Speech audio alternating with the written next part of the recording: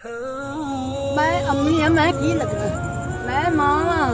अच्छा मेरा पुत्र नेक, मेरा पुत्र मजलसा पढ़ने वाला, मेरे पैर चुम के मेरे को कपड़ा लैके जाता है। रात मेरी दवाई मैंने लिया के दुआ के फिर मेरा पुत्र खांदा है। मेरा पुत्र तो कोई बात नहीं ये कहने साढ़े नाल दुख पुछना तो बोल ले सौरा। मेरा पुत्र सही है, मेरा पुत्र नेक है।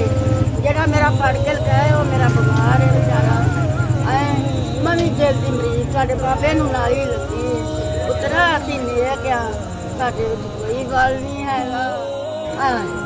नहीं मेरा पुत्र चार उन्दियां बेटियां ने हैं ते दो उनदे बेटे ने अजे छड़ छड़े ने। मेरा पुत्र इहो जिहा नहीं त्रोई खड़ा दी ला ला ਤੁਹਾਡਾ ਭਾਈਆਂ ਉਹਦੀ ਕਿਲਾ ਸ਼ਤਾਸ਼ਾ ਵਰਕਸ਼ਾਪ ਮੋਟਰਸਾਈਕਲਾਂ ਦੀ ਦੁਕਾਨ ਹੈ।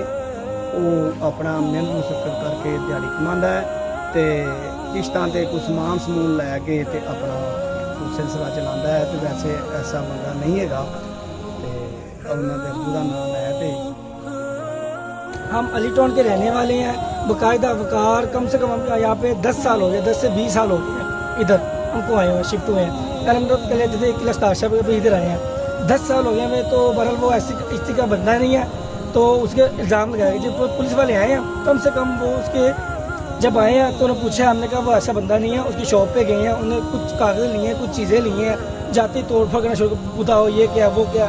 मैं उसके साथ में रहता हूँ, मैं काम करता हूँ किला स्टाशा पे। वो पूरा आए ऐसे क्या हुआ ये क्या। उसके चार बेटियाँ हैं, 2 बेटे हैं। तो बहरहाल उसके साथ जाती हो रही है, कोई इल्ज़ाम नहीं है।